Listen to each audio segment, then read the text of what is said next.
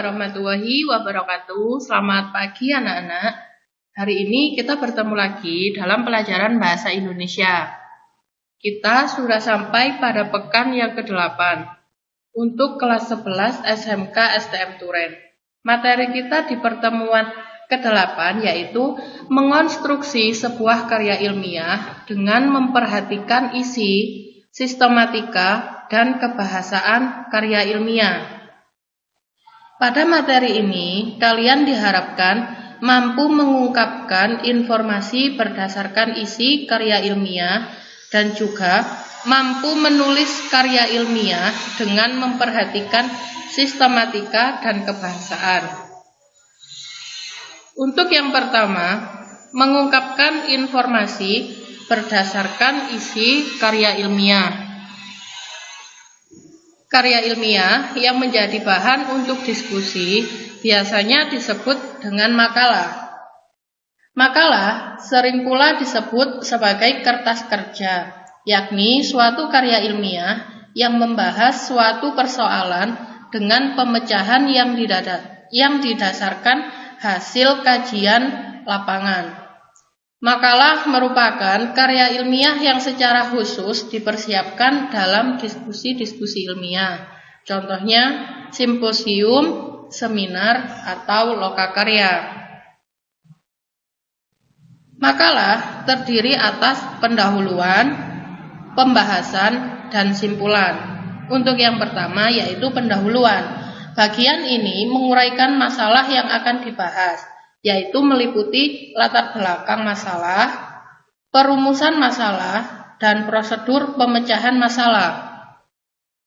Untuk yang kedua, pembahasan.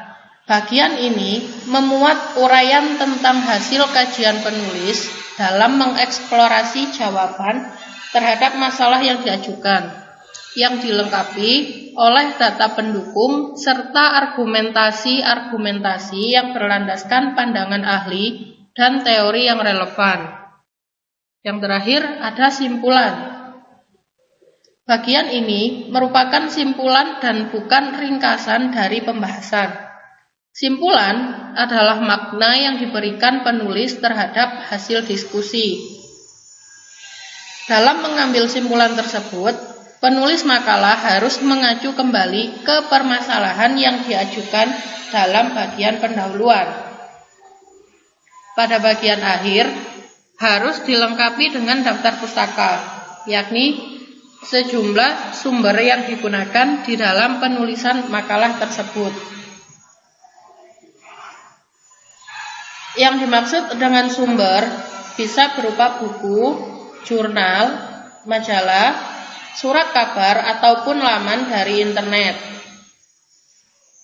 Sumber-sumber tersebut disusun secara alfabetis dengan memuat nama penulis, tahun atau edisi penerbitan, judul buku, artikel atau berita, kota penerbit, dan nama penerbit.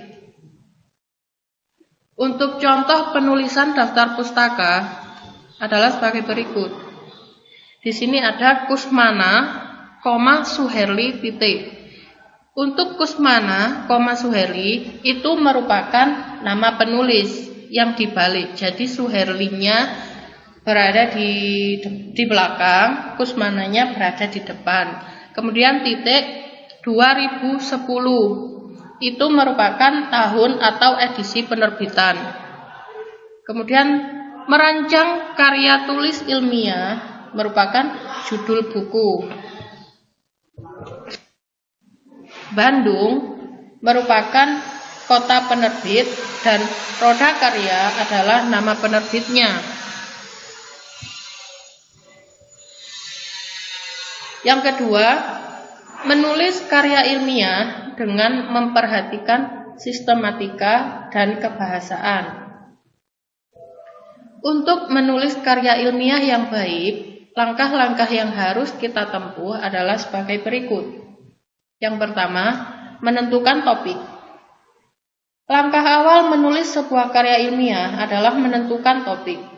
Langkah awal itu lebih tepatnya disebut sebagai penentuan masalah apabila karya ilmiah yang akan ditulis berupa laporan hasil penelitian. Baik itu berupa topik ataupun rumusan masalah, hal-hal yang harus diperhatikan dalam menentukan topik adalah harus menarik perhatian penulis, dikuasai penulis, menarik dan aktual, serta ruang lingkupnya terbatas.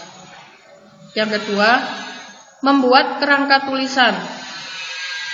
Langkah ini penting dilakukan untuk menjadikan tulisan kita tersusun secara lebih sistematis. Langkah ini juga sangat membantu di dalam penelusuran sumber-sumber yang diperlukan di dalam pengembangan. Yang ketiga, mengumpulkan bahan. Langkah ini sangat penting di dalam menyusun sebuah karya ilmiah. Berbeda dengan menulis fiksi yang bisa saja berdasarkan imajinasi, karya ilmiah tidaklah demikian. Agar tulisan itu tidak kering, kita memerlukan sejumlah teori dan data yang mendukung terhadap topik itu. Bahan-bahan yang dimaksud dapat bersumber dari buku, jurnal ilmiah, surat kabar, internet, dan sumber-sumber lainnya. Untuk memperoleh data tersebut dapat dilakukan melalui kegiatan observasi, wawancara, angket, dan teknik pengumpulan data lainnya. Yang keempat, pengembangan kerangka menjadi teks yang utuh dan lengkap.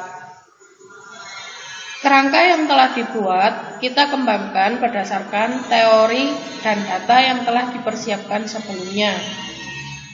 Untuk langkah pengembangan tersebut harus memperhatikan kaidah kebahasaan yang berlaku dalam penulisan karya ilmiah.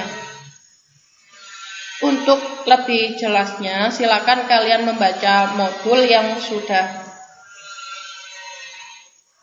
di-share oleh guru masing-masing. Kemudian nanti jangan lupa dikerjakan tugasnya tahap 8. Untuk pertemuan kita kali ini saya akhiri. Wassalamualaikum warahmatullahi wabarakatuh.